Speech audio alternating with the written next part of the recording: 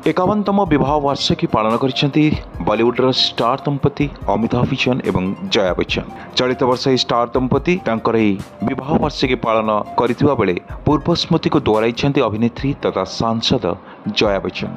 से कहते अमिताभ बच्चन तांको विवाह पूर्व किसी शर्त रखिते।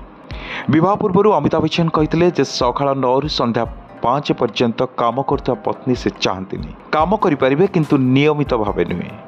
भल प्रोजेक्ट एवं ठीक लोकों सह काम कर बोली अमिताभ बच्चन चाहते। सेपरि उभयों बाहागर तारीख बदलवा उपर मध्य आलोचना करिसेंती जया बच्चन। से कहते अक्टोबर रे बाहागर ठीक है सत्वे कहीं जून रे होइतिला से विषय मध्य से आलोचना करछंती। जून 3 1973 रे विवाह करथिले अमिताभ बच्चन एवं जया बच्चन, किंतु सेमानक बाहागर से वर्ष अक्टोबर रे ठीक होइतिला। जया बच्चन को कहवा अनुसार विवाह बंधन में बांधि हेबा पूर्व उभय एकाठी जंजीर फिल्म रे अभिनय करथिले एवं जहाँ सुपर डुपर हिट होइतिला। किंतु समस्या अच्छी जाई परिबेनी बोली अमिताभ बच्चन कहिथिले। एक टूर जीवाको प्लान करिथिबा जया बच्चन तांको बापा एथिबे अनुमति देउनाहांती बोली अमिताभ बच्चन कहिथिले। तेबे से मध्य कहिथिले जदि बापा अनुमति दियंती ताहाले मु जाई पारे।